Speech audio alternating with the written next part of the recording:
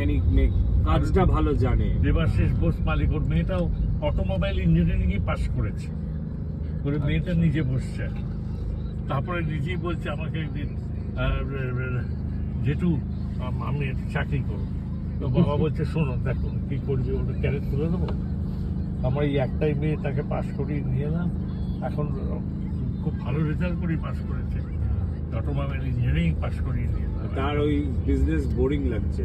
বলছে ওর চাকরি করবো, বলে চাকরিতে নাকি অনেক বেশি দিয়ে বোঝো।